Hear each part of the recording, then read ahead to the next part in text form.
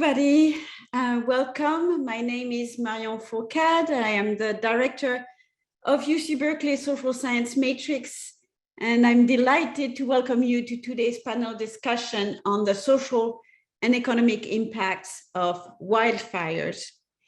Today's event is part of our California Spotlight series, which focuses on important issues that are directly relevant to the people of California. This event is also co-sponsored by Berkeley Law's Center for Law, Energy, and the Environment. And finally, I want to thank Julia Zizek, who helped us put together this event on Matrix side. We have several exciting other events coming up at Social Science Matrix in the coming weeks, so I'll do a little bit of advertising here. I'll mention a few. On April 14, we will be presenting a panel on the future of money that will be focused on mobile money, social media, and cashless economies. On April 22, as part of our Author Meets Critic series, we will be presenting a conversation that is directly relevant to today's panel, as we will discuss Professor Sarah Vaughan's book, Engineering Vulnerability in Pursuit of Climate Adaptation, which uses a case study of Guyana in the aftermath of the 2005 catastrophic flooding to examine the process of climate adaptation in a broader context, global context. And you can see other events on the slide being shown here. So without further ado, let me now introduce our moderator, Bruce Riordan. Bruce is a director of the Berkeley Climate Change Network, a collaborative of researchers from UC Berkeley and Lawrence Berkeley Lab, who are working on top climate issues. Previously, Mr. Riordan was the director of the Berkeley Area Climate Adaptation Network, BayCan, and the coordinator of the Climate Readiness Institute. And he's been working on climate change solutions for the Bay Area and California for nearly 20 years, so in the best hands possible. So now I turn it over to Bruce. Thank you everyone for being here, and I look forward to this great panel. Thank you, Marianne. I am Bruce Riordan of the Berkeley Climate Change Network, and good afternoon to all of you out in Zoom land. Great to have you with us for the hour here. You know, the Matrix has put together a really terrific panel of 3 speakers, and I want to get right to that. But first, let me just do a brief little commercial for our new network. We are the Berkeley Climate Change Network, funded by 9 deans and the EVCP and Lawrence Berkeley Lab and a few others. We're building a network of researchers and organizations on campus who are working on climate issues, the whole range of them, with 3 goals. 1, to increase funding, get more money in the bank for climate research that we need. Secondly, to facilitate more interdisciplinary research, which is, as you know, what we really are calling for with climate. And third, to develop new and stronger ties between Berkeley climate experts on campus and off-campus climate leaders, state government, regional government, community-based organizations, private sector, all of those. We're very new. We're so new that we don't have a website up yet. It'll be up in a couple of weeks. We're having a kickoff April 19th from 4 to 5 p.m. on Zoom. If you'd like to reach me or get an invite to the kickoff, put your name and your email in the chat box and I'll get that afterwards. Thanks. So that's BCCN. We're very excited about doing this. There's so much going on at Berkeley. We have just completed the first, we think, survey of all of the individuals, and we have about almost 300 people now, faculty and staff researchers and all that are in the database. So you'll see that too at the kickoff. Okay, let's turn to the panel. As you all know, wildfire today is a huge issue for California and for the planet. You know, when we first were going to Sacramento to lobby and advocate for more climate adaptation funding, we almost had to spell adaptation 10 years ago up in Sacramento.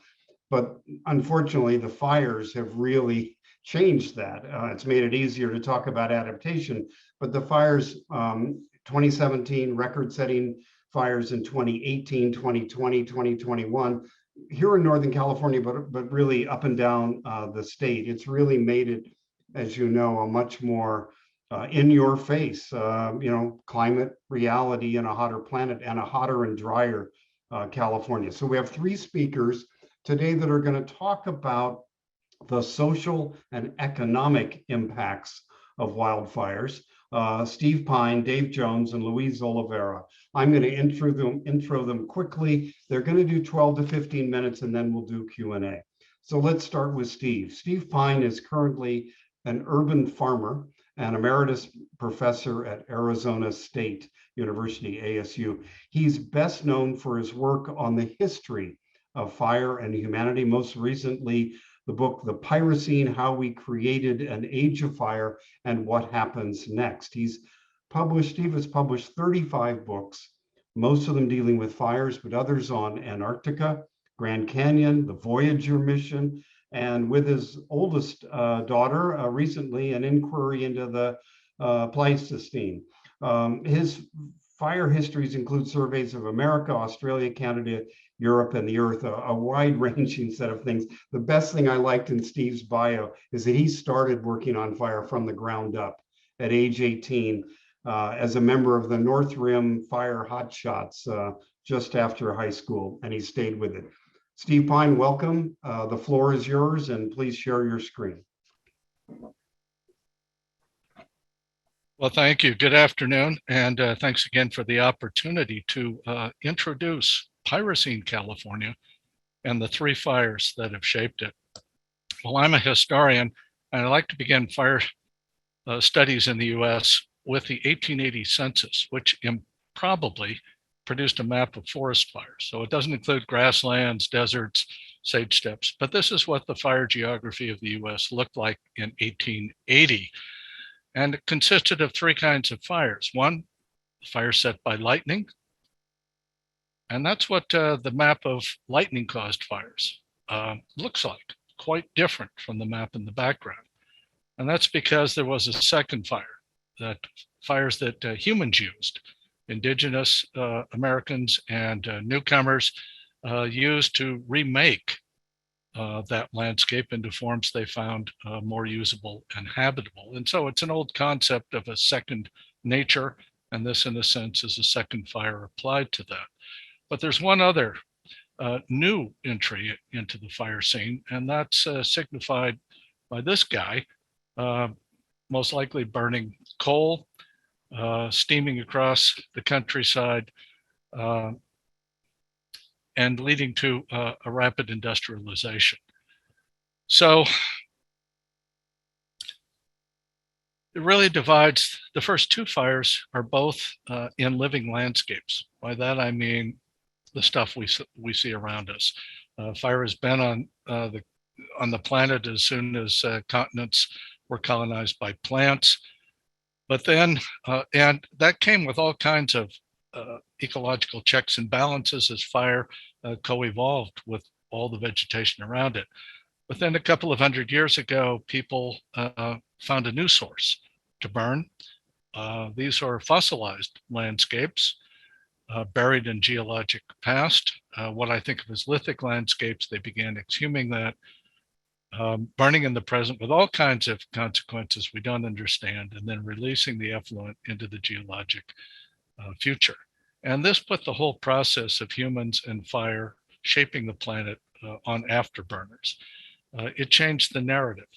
The previous quest for fire had been to find new stuff to burn and ways to burn it. Increasingly, there's so much stuff to burn. The problem is where to put all the effluent.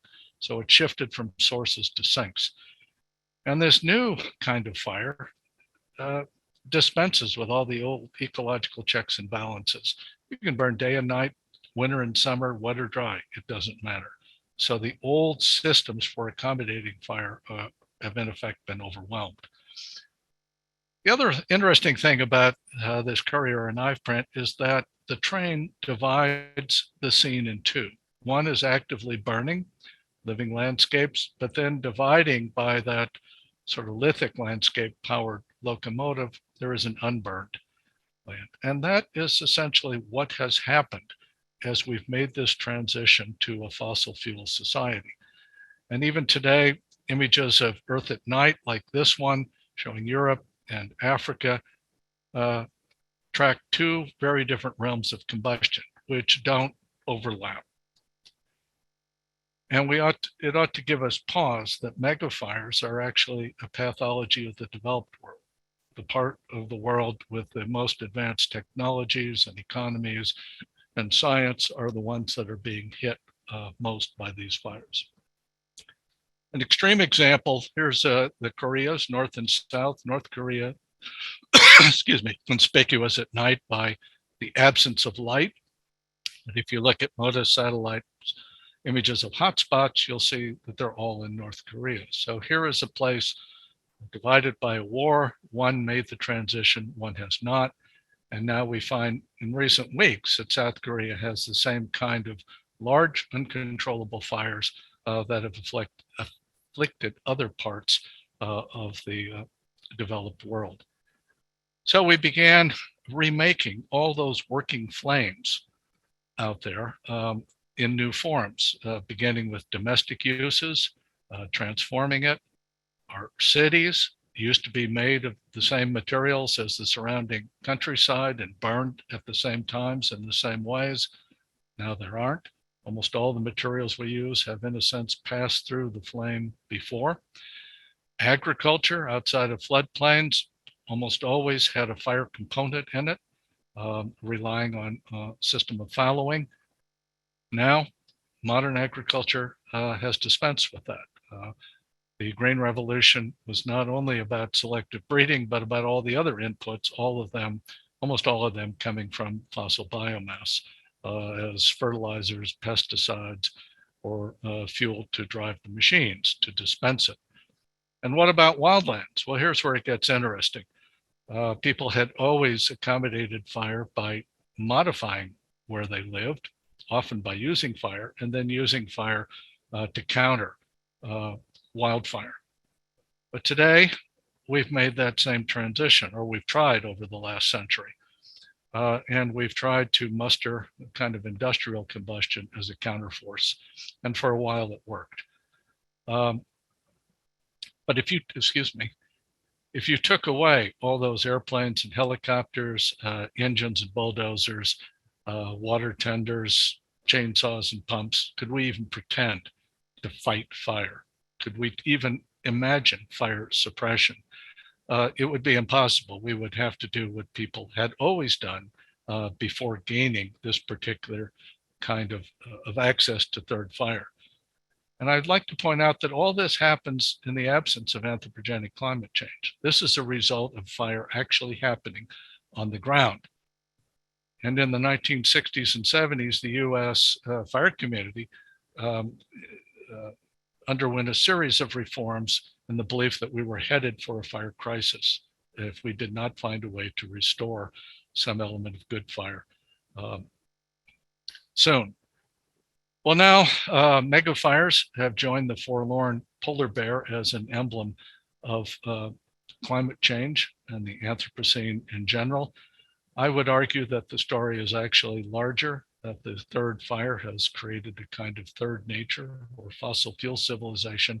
And it's not just climate change, it's land use, it's all the other things we do to use fire and live on the land. And I find particularly interesting the way these two realms of combustion so often collide violently.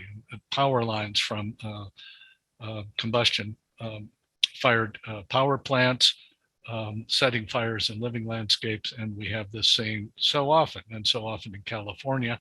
And we can expect, as many ecologists predict, novel ecosystems as a result.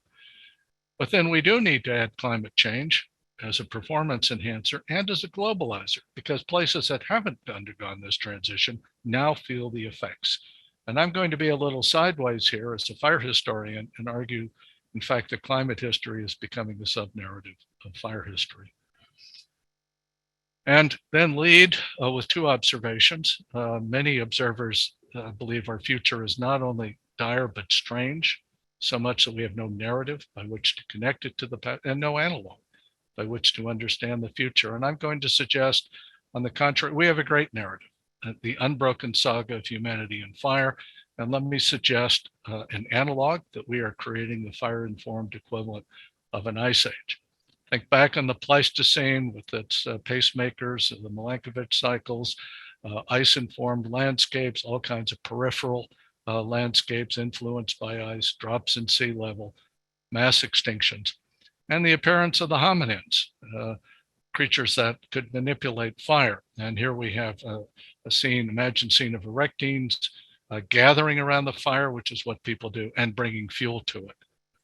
But when we come to what I've come to call the pyrocene, we're talking about the drivers from anthropogenic fire. Fire-informed biotas are driving out ice everywhere. All the peripheral landscapes influenced by fire.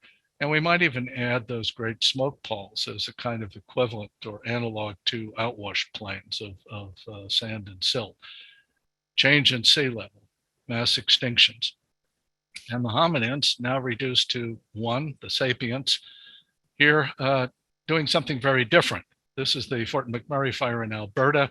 Fort McMurray created to mine very dirty fossil fuel, tar sands, but plunked in the middle of a boreal forest prone to burn. And here they are, those two realms colliding. And what are they doing? They're fleeing the fires in their petrol-powered cars. So we've gone from a fire crisis, I would argue, to a fire epoch, or what, as I say, I like to call the pyrocene. Recently, to give it a California touch, I had a chance to think about and visit Yosemite National Park, a place famous for its glaciated landscapes, in effect a monument to the Ice Age.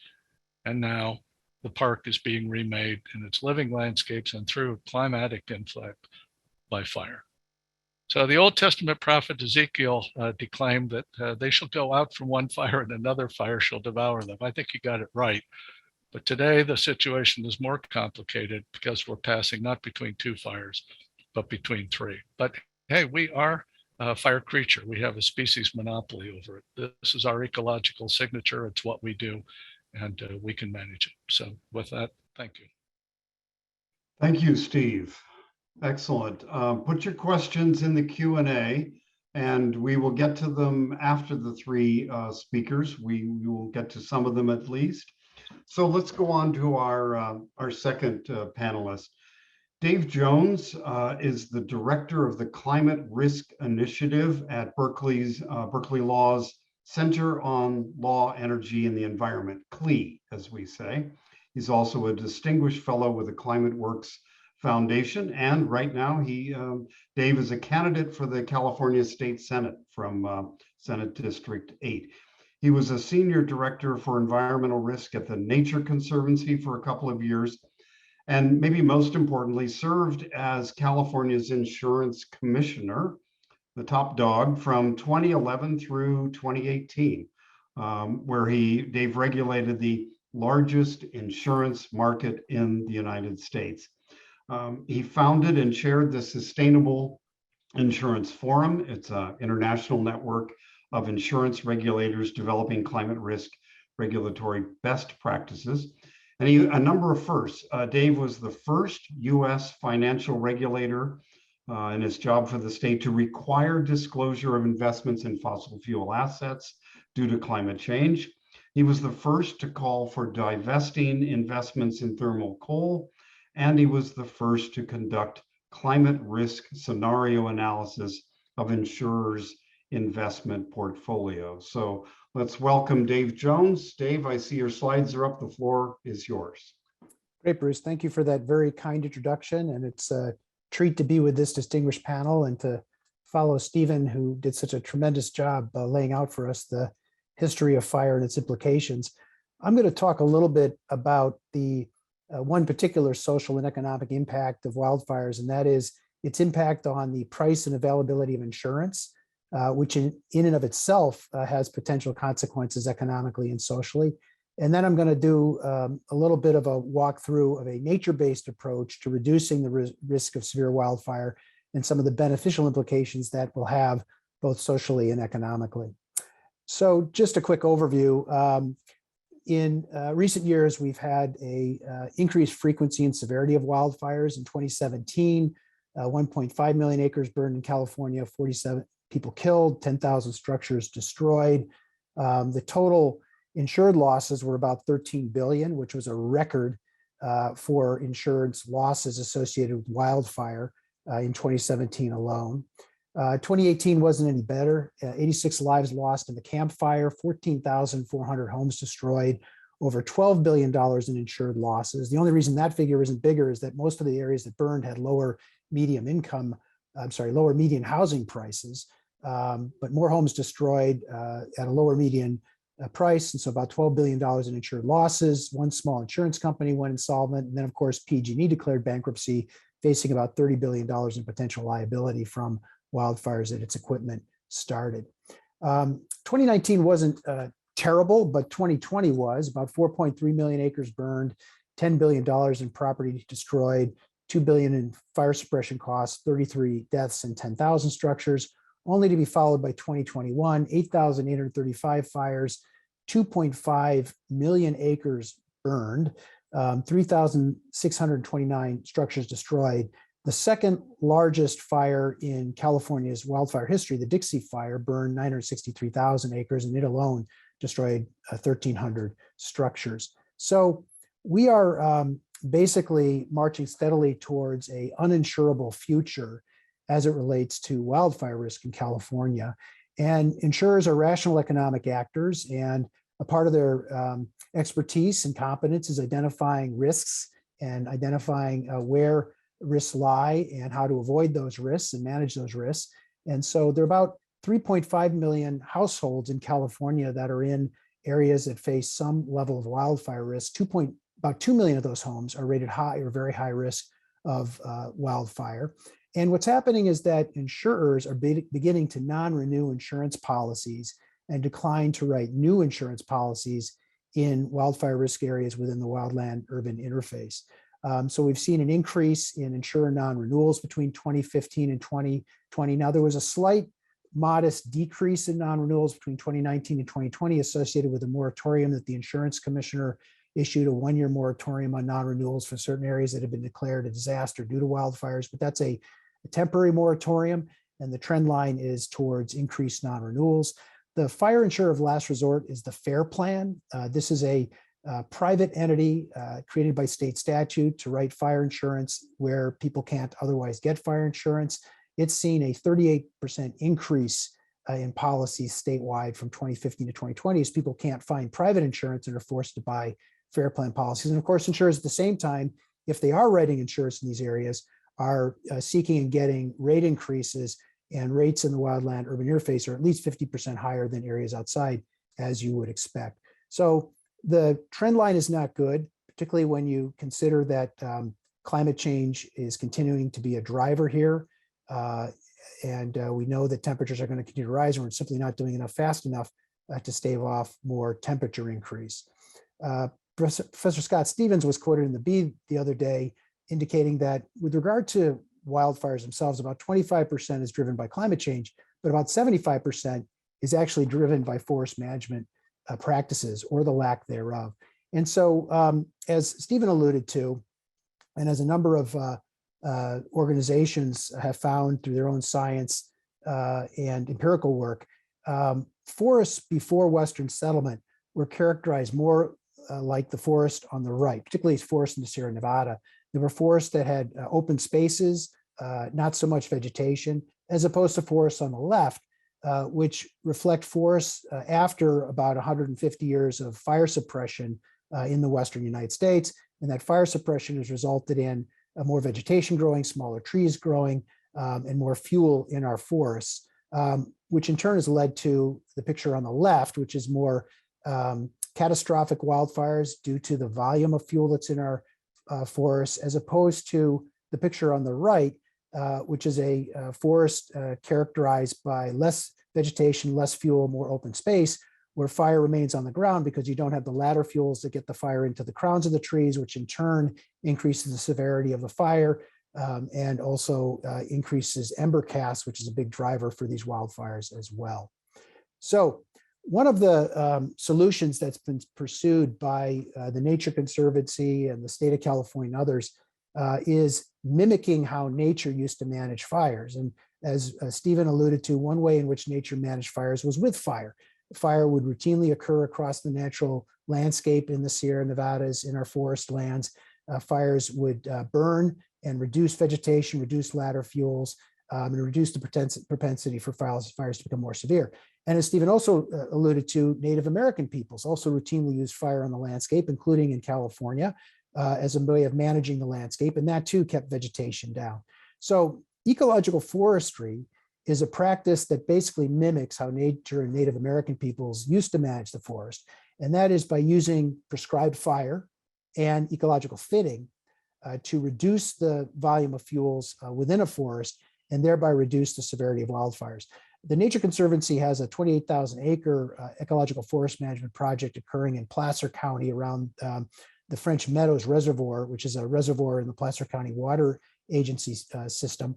This is a map depicting the reservoir in gray, and then the 28,000 acres bounded by the white lines are the areas where ecological forestry is occurring. The depiction on the left reflects expected flame length were there to be a wildfire in this area without ecological forest management or forest treatment. And there you can see that the dark red areas reflect flame lengths of between 30 and 60 feet, and even darker red are flame lengths greater than 60 feet, which are reflective of flame length in severe wildfires. The graphic on the right depicts what can be expected after ecological forestry has been applied across this 28,000 acre landscape, both prescribed fire and thinning, and a dramatic reduction in flame length. And as it turns out, across all indicators of severity, ecological forest management reduces the risk and severity of wildfires. So associated with this 28,000 acre ecological forest management project, I led a project at the Nature Conservancy with Willis Towers Watson, which is a global insurance firm, to see for the first time whether we could demonstrate that ecological forest management, which we know from fire behavior modeling reduces the severity of wildfires, see whether that could be accounted for in insurance catastrophe modeling, and see whether it might have a beneficial impact on insurance premium and price. And so that project was undertaken, and we were able to demonstrate that you could account for the risk reduction benefits of ecological forest management in Western forests. You could account for it in insurance modeling, and that it would result in a reduction in average annual losses, as well as a related reduction in premium. And we looked at this across a more traditional indemnity insurance, which is an insurance that pays out based on an actual covered loss, and then a new form of insurance called parametric insurance, which pays out based on an objective indicator, say a fire of a certain magnitude occurring. It pays out regardless of what the level of loss is. And we looked at the savings and reduction in loss and premium savings across those two types of insurance. One of the components of the study was we looked across the entirety of the Placer County Water Agency's watershed, which is forested, and we modeled the occurrence of wildfire without ecological forestry, which is the graphic on the left, which shows in the darker blue and purple wildfire severity, which would occur without ecological forestry across that landscape. That's a landscape of about 600,000 acres. And on the right, we modeled what the benefits would be in terms of reduction of wildfire severity with ecological forestry. And across the landscape, you see considerable benefits. And I want to note too that the Nature Conservancy and other organizations' science indicate that you don't need to apply forest management across all of the acreage of the landscape that you're treating. You can apply it across 1/3 of the acreage and get the benefit across all of the acreage. So one of the top line results of this empirical study and project was that we looked at what the benefit would be in terms of insurance premium pricing across 81,000 homes that are in or adjacent to the Placer County Water Agency watershed. There are about 81,000 such homes, and we discovered that you would have a $21 million savings annually in home insurance premium were ecological forestry to be applied across that landscape. And so the next thing that we wanted to explore was how one might capture those premium savings and potentially use them to fund or finance more ecological forestry. And it turns out that one way in which you might do that is through a new product that insurers are beginning to develop, which is community-based catastrophe insurance.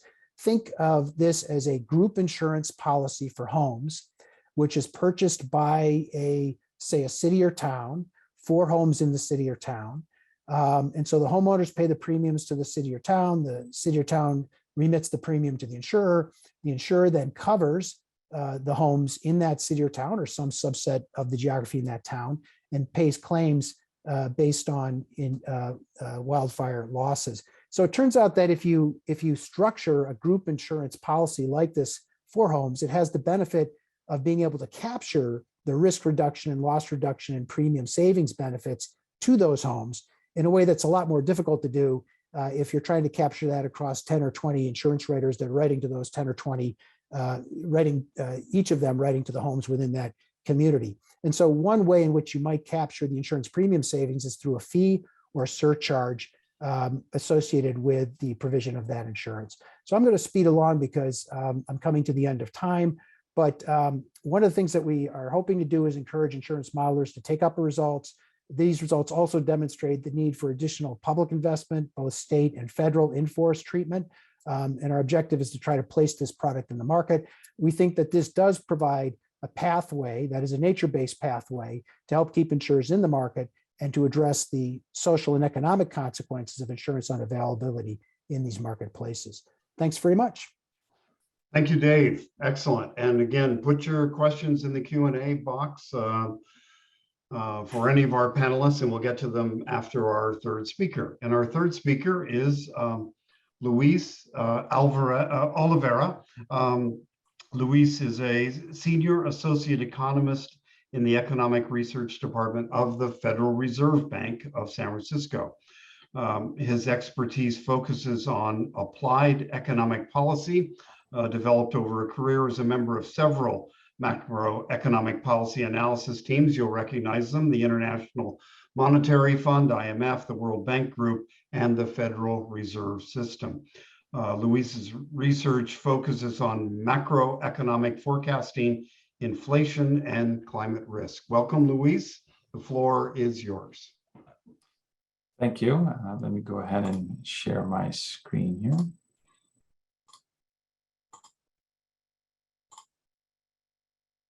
Okay, so I'll start with a disclaimer here. You see at the bottom of your screen, opinions I express in this presentation do not necessarily reflect the views of the management of the Federal Reserve Bank of San Francisco or of the Board of Governors of the Federal Reserve System. Now, with that out of the way, a quick overview of my quick talk here is we are all generally aware that wildfires are more of an issue in the western portion of our country as opposed to other regions of the country. And what I want to do here with this presentation is try to quantify how much that gap in probability of wildfires is within regions of the country. I will then throw in with that measure of probability a measure of economic activity, so we can also take into account the how much is at risk within these areas. And finally, I will forecast those two measures, the probability measure and the economic activity measure, into the future a little bit so we can see how these two measures may progress over the next 2 decades. I'll then close the talk with a quick overview of a recent survey published by the Federal Reserve Bank of San Francisco that touches on how businesses within the Western states are responding to this elevated or more elevated climate risk in general. So with that, let me go ahead and share this chart right here. So this chart regards a little bit of background, so let me start with that. So the U.S. Forest Service has developed in one of their research pieces, a index called the Wildfire Hazard Potential Index. And what that does is that it looks into small geographical areas throughout the lower 50 states and assesses both environmental and human factors within that geographical block, and judges them to be anywhere within a scale of how likely a wildfire is to take place within that geographical area. It rates each of these little blocks into a range of very unlikely to very likely risk of wildfire. And what I do with the help of colleagues in the U.S. Forest Service is then to aggregate that measure, that very granular measure, into county level and then at the state level, and then focus on the areas that had been awarded measures that say they were either high or very high on this wildfire hazard potential index measure. I then plot here for you to see the share of a state's geographical area that falls within this elevated wildfire hazard counties.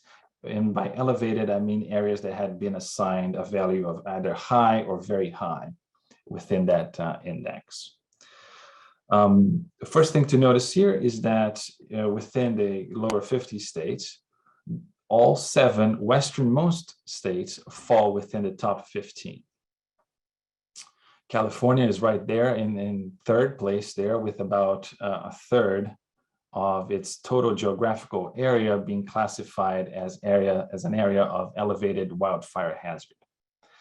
Other western states that may call your attention here, of course, Idaho at the very top, but also some of our neighbors in California, in Nevada and Oregon, and Arizona as well, for instance. Now, of course, the probability that a wildfire will spark within any given area is just half of the puzzle there. The other half are the damages that they may cause, and you just saw an extensive talk about that when Dave was talking. But as an economist, I will scale that up a little bit more and look into overall economic activity. So let me jump to that.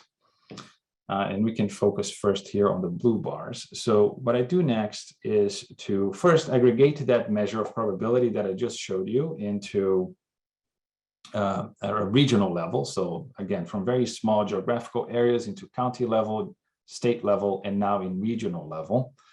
And then ask the question, how much economic activity is generated within the region within areas that had been evaluated as having elevated wildfire hazard risks. So on the left here of the chart, what I call the 12th district, that's just referring to the 12th district of the Federal Reserve System, and it translates roughly to the western states. You will see that 52% of our economic activity represented here by GDP is generated within these areas that are considered to be of elevated wildfire hazard.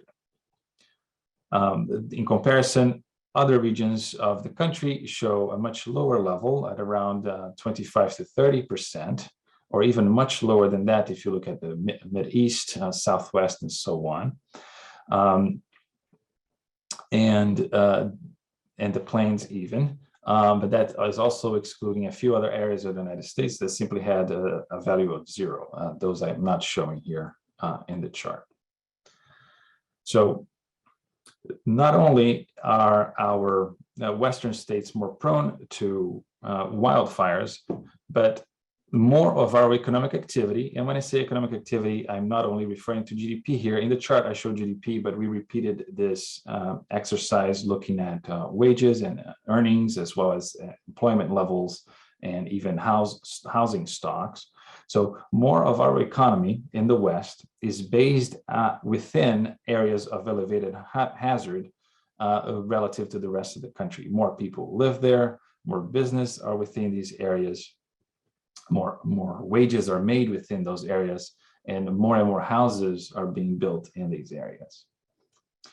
The next question we ask is, moving forward, what can we expect? So we go ahead and we forecast at the county level. We forecast the economic measure here, GDP, what's GDP growth going to look like at the counties across over 3,000 counties across the US.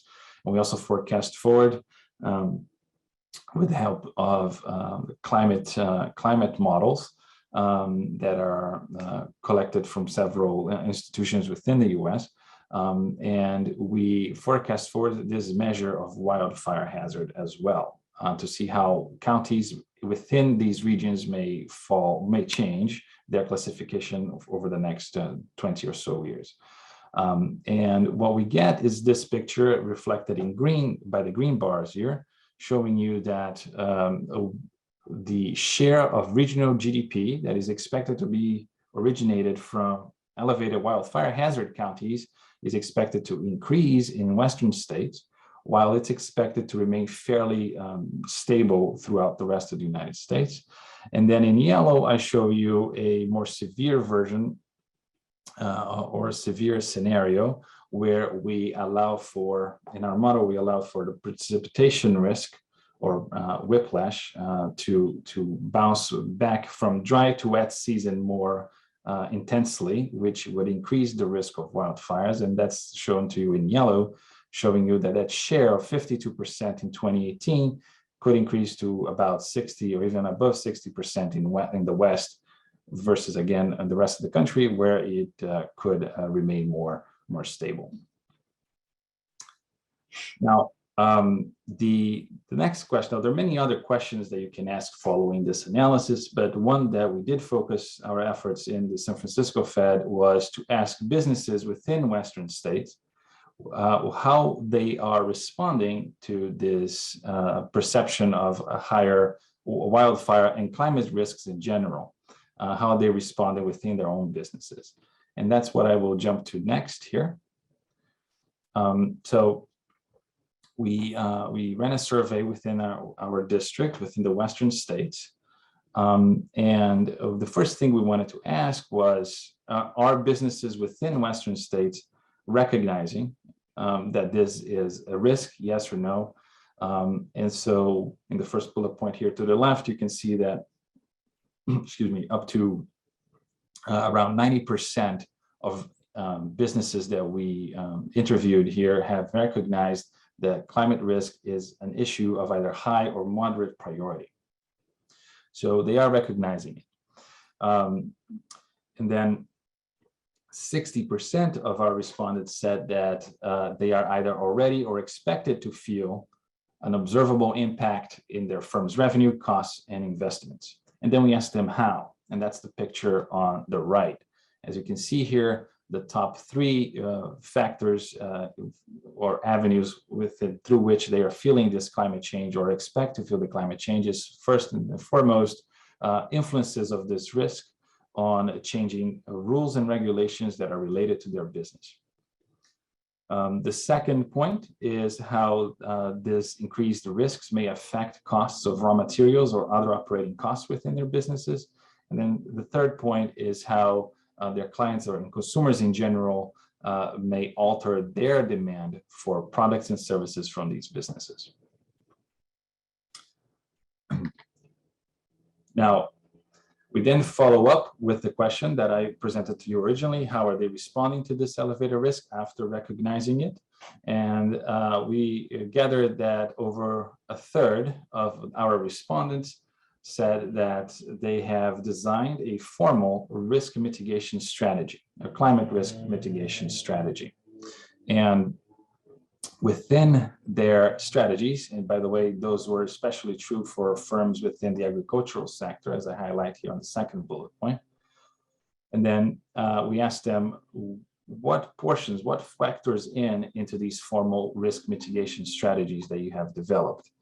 And then the top three factors within their strategies here were first, a continuous assessment of climate-related risks that may affect their businesses, continuous measuring of their carbon footprint, and a target for carbon neutrality, net zero, or even net positive emissions within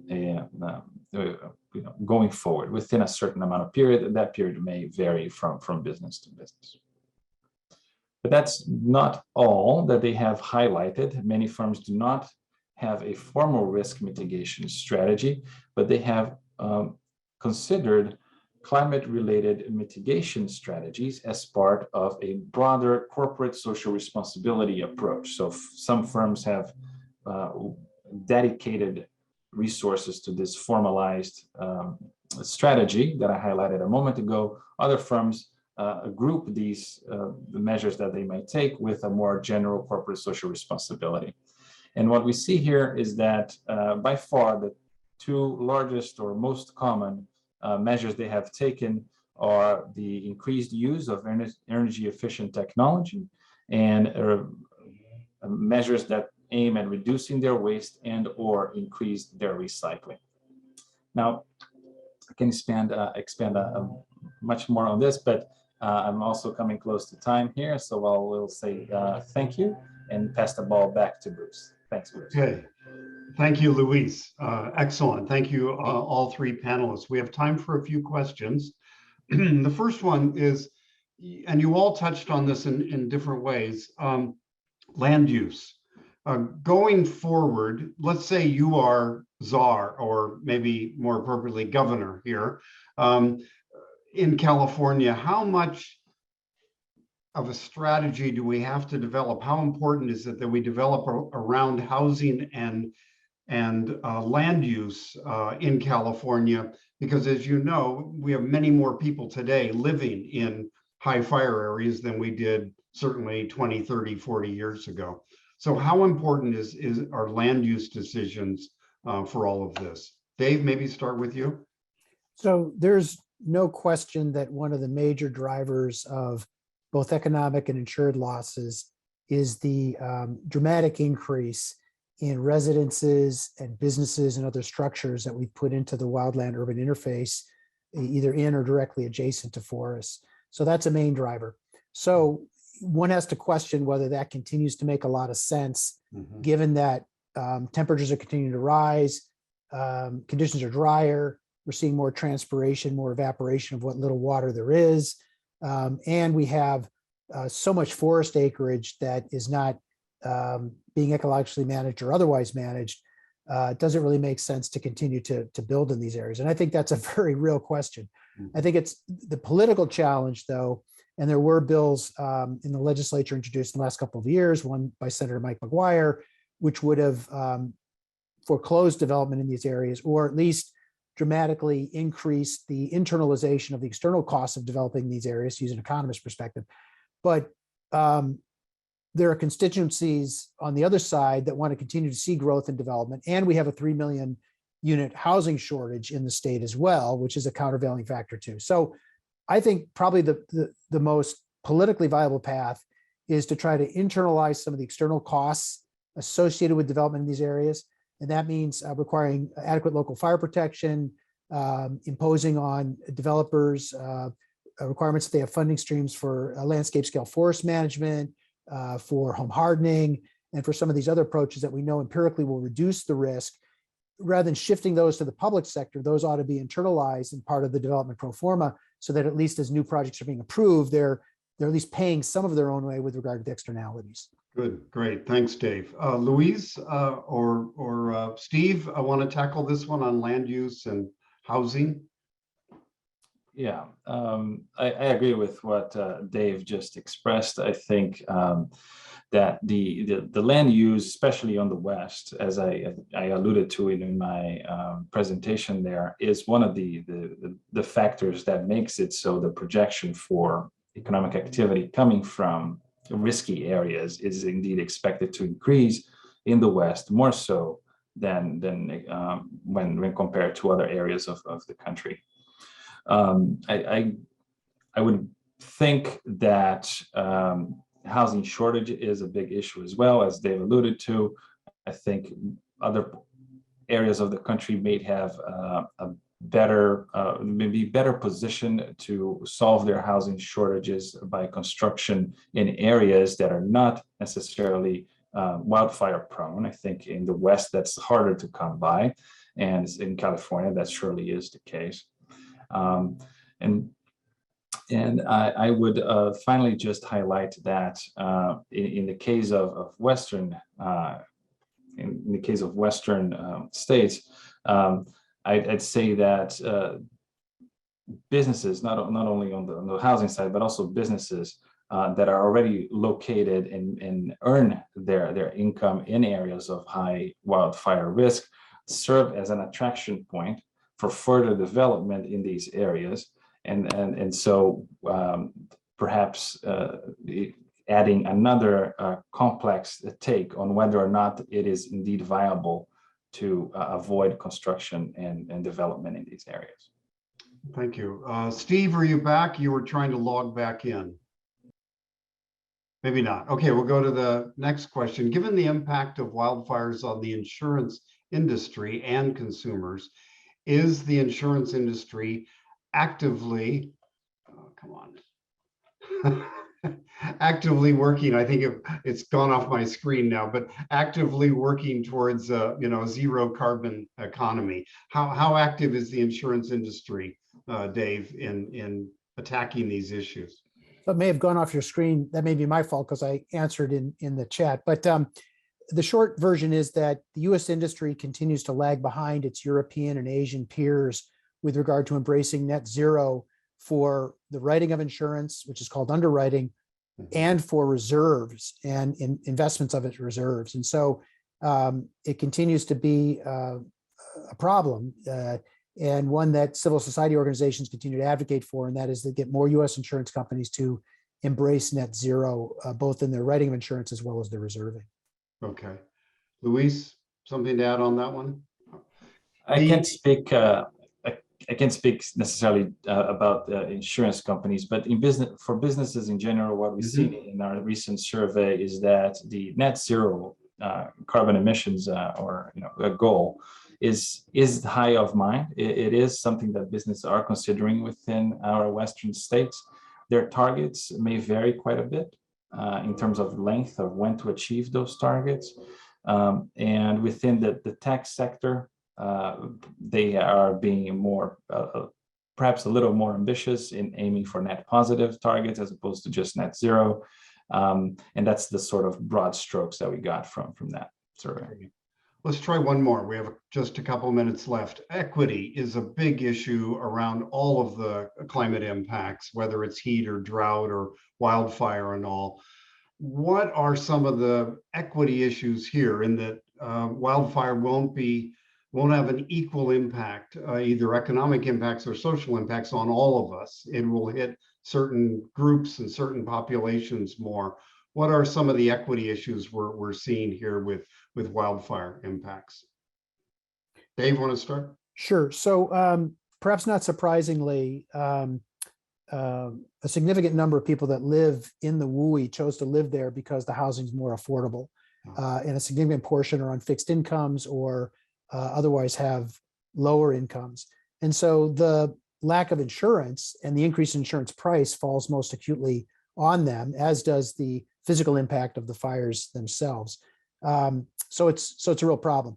One way to address the rising price of insurance for, say, those on fixed incomes or lower incomes that live in these areas, and we don't want to mask that price signal, by the way, right? We want the insurance price to rise to reflect the rise in risk because it's sending an important signal to markets about that risk.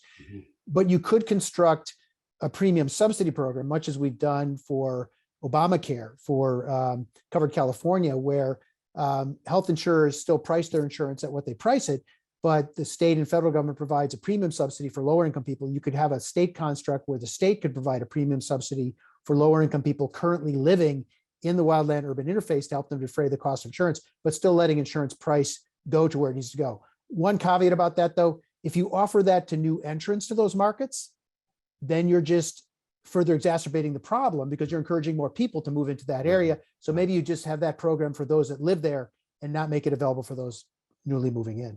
Great. Luis, quick comment on this one?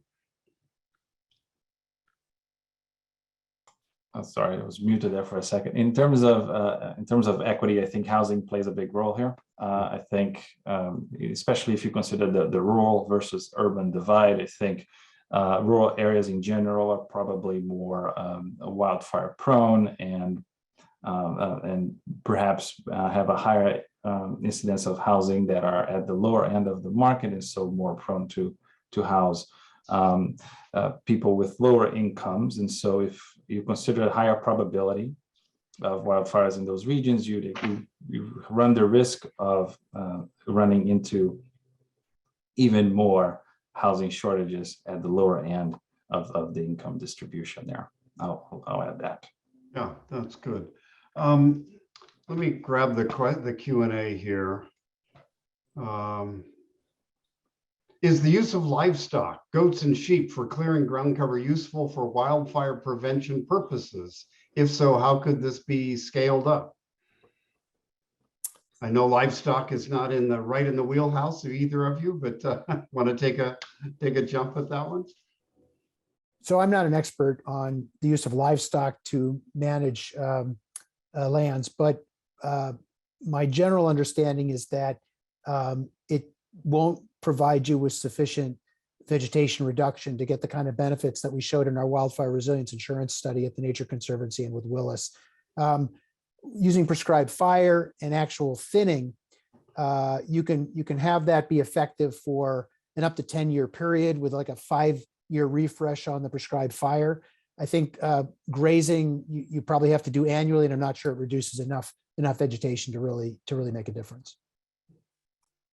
Here's another one. How do the Federal Reserve and the insurance industry, so the two of you, take into consideration public health consequences from wildfire?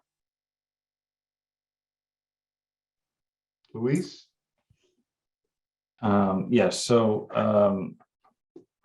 the Federal Reserve has announced or mentioned that wildfire and climate risk in general are severe considerations for our work in keeping a healthy economy for the country overall. The specific health consequences or implications are not necessarily within our wheelhouse or mandate. We leave that to the expert.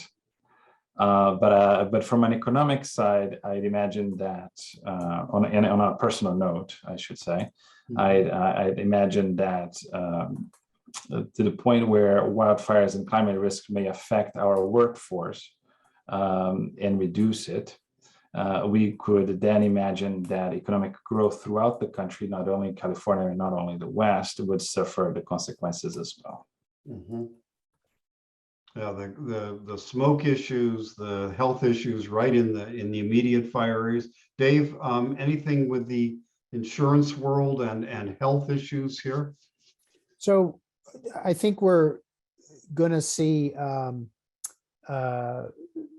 more experience on the part of health insurers and HMOs with regard to the health effects of wildfires to the extent we see more severe and frequent wildfires. So you might begin to see that reflected in their losses and their pricing. The property underwriters really don't cover the health effects. They're covering the physical structure. Yeah. And there's a lot of debate, though, about smoke, just from a damage standpoint. And it's an area of sizable concern to insurers because sometimes there can be fraud with regard to smoke claims.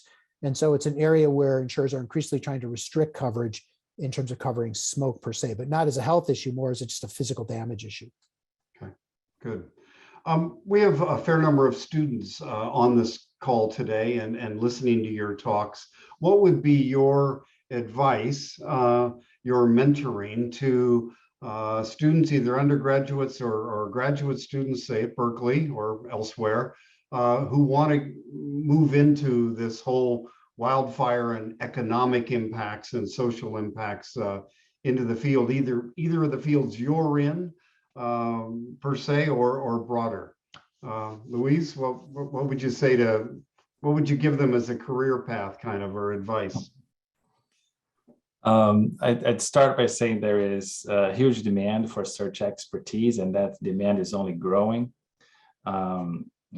within our research department that I'm part of in the San Francisco Fed, I can tell that we have recently hired many economists that are experts in this field of climate risk and so on. So the department there is growing, just as a little anecdote. And I imagine that would be true for other research institutions as well. So if you're interested in this, I say keep at it. Keep an open mind in terms of when it comes time to apply for jobs after your studies. There are plenty of institutions outside the realm of dedicated think tanks that might consider your application very seriously if you're willing to expand your horizon when it comes to the search. Great, thank you. Yeah, and we'll call this students of all ages. Dave, what do you got? What would I you agree. advise? So U.S. federal financial regulators are increasingly taking up the issue of climate risk, in particular wildfire peril. So Louise is ably leading that at the Federal Reserve, but the Office of Comptroller of Currency, the credit union regulator, the SEC, the Department of Labor, which oversees ERISA, all of this alphabet soup of federal agencies are increasingly looking at this issue. Then there are operational issues, agencies of the federal government, like the U.S. Forest Service, which is increasingly getting appropriations to try to mitigate wildfire risk and looking for experts in it. Then there's the private sector, like the insurance industry. Then there are corporates that are hopefully increasingly embracing sustainability and want talented students of all ages, which have backgrounds in this area, to help them from a corporate perspective better manage sustainability and the potential risks they're facing as corporate entities. And then there's the advocacy world. There's a whole realm of organizations in civil society that campaign around or advocate around this issue. And then there's opportunities at the state governmental level as well, regulators, legislative offices, operational agencies. So it's a growth industry, sadly. Yeah. Sadly. Yeah, exactly. Next question. Is there anything we can do to get past limitations on maintaining federal land in California because the WUI residents can't create defensible space on federal land? Yeah, so the good news there is that the state of California has decided that it's not going to be restricted in terms of appropriating funds, state funds, to help better manage federal lands. And something like 55% or 60% of our forest lands in California are actually owned by the federal government. And so in this most recent budget that was enacted that we're in the middle of right now, the state appropriated about $1.5 billion for forest management. A good amount of that will actually be applied on federal lands. In the most recent bipartisan federal infrastructure bill, there was a couple $2 billion for better management of U.S. forest lands. The Nature Conservancy did a study about a year ago that found that we need an appropriation at the federal level of about $5 to $6 billion a year for the next 10 years, $5 to $6 billion a year for the next 10 years to better manage wildfire risk across all national lands. And so, you know, the most recent infrastructure bill was a start on that, but we need to see a lot more of that. And then we're seeing a lot of these partnerships where you have environmental organizations like the Nature Conservancy and local government entities like the Placer County Water Agency are doing projects in forest lands. That project that I alluded to in my presentation is occurring in the Tahoe National Forest. And thankfully, the U.S. Forest Service is very open to these partnership projects where local government, state actors, and nonprofit organizations are doing partnership projects on federal lands to do landscape scale management. But the Forest Service needs a lot more money to do this. So if I'd share with you one thing, to go advocate to Congress to appropriate a lot more money for this work in U.S. forest lands. Great, thank you. Steve, welcome back. Glad you could log back in. Question here about federal lands and what we do moving forward. You've been involved with this for many years. What would be your answer here? Well, there's no single thing. I mean, fire is very specific. Fire on the north slope will behave different than a south facing slope. So it tends, yeah. Actually, we know a lot. We know more than enough to begin. And we're going to be facing changing conditions as it is. We simply need to begin prudently but boldly with what we know and then build on that. And we've been falling behind every year. And even if we accelerate it, it's not clear that we can keep up with what's going. Basically, the federal agencies, I won't say have given up on prescribed burning, We simply haven't been able to do it at scale. I'm sorry, my router collapsed and I missed other discussion. And we're basically using managed wildfire in one form to do it. Yeah. And that's not necessarily a bad thing. That can be done well or poorly. Where I am in the Southwest, it's done quite well, actually. A lot of the Northern Rock, California is always special. It exaggerates everything. It's extreme. The opportunities are smaller, but that's where it's going. Yeah. We have a couple more minutes. Let me pose one to finish us off here. Let's look, you're looking back from, say, 2040, 20 years from now. You're looking back and we've succeeded in the West while climate change has continued, we've really succeeded in lowering the risk from wildfire. What are the things that worked? What would you say that we've done? And Steve, maybe we'll start with you. Well, I think the two things we need to do is first to protect communities. If people don't feel their lives and property are being looked after, they're going to disregard or be hostile to everything else. And that could be done fairly quickly. I mean, from my perspective, the whole problem got misdefined back in the mid 80s. And it was defined as a wildland problem complicated by houses. It's really an urban problem with funny landscaping. And if you define it that way, it's pretty obvious how you do that. We solve that problem. And that could be done in a handful of years if we really chose to. The landscape situation is more complicated, but I think we could achieve the equivalent of herd immunity by 2040 if we chose to. And in many ways, dealing with fire is very similar to dealing with COVID. And we either vaccinate or COVID will do it for us. And right now we're doing a mix of both. Good, thank you. Louise, looking back, from 2040, we've got things working in the right direction at least. What worked, or what should we do economic policy? I think Steve is right. I think the first step to take would be to protect people's lives and livelihoods, and that will surely not only increase our well-being going forward, but also our economic well-being. Good. Dave?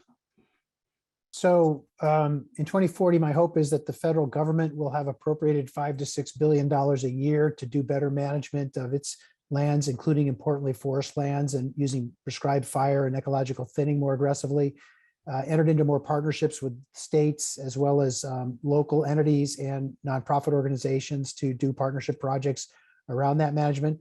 But the insurance industry will have taken up the results of the Nature Conservancy Willis CLEE study that found that you can actually model the benefits of ecological forestry, and the insurance industry actually starts incorporating that routinely into its underwriting models and offers insurance products that reflect the benefits of nature-based approaches to reducing risk with wildfire and other perils that are climate-driven as well. I want to thank the panel, Steve Pine, Louise Oliveira, and Dave Jones. Thank you each for your presentations. I'm sorry we couldn't get to all the questions in the Q&A, but we got to some here.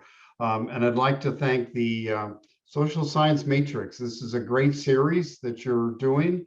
There will be a recording of this event today. So if you have colleagues that didn't get to join in, and or if you only got part of it, the recording will be up on the Social Science Matrix website I'm told in a matter of days. And please check the Matrix website also for upcoming events. As we talked at the beginning, there are a series going ahead, and the Matrix is doing some wonderful things. I'll just put in one plug. In the climate world, we need a lot more social scientists that the Matrix here is representing. It's not just, as we know, we've learned the hard way, it's not just a matter of hard science and policy and all. We need some social scientists to really jump in with this. So thank you to the Social Science Matrix. Thank you to our panel, and thank you to all of you for giving us your time today on this topic. Signing off.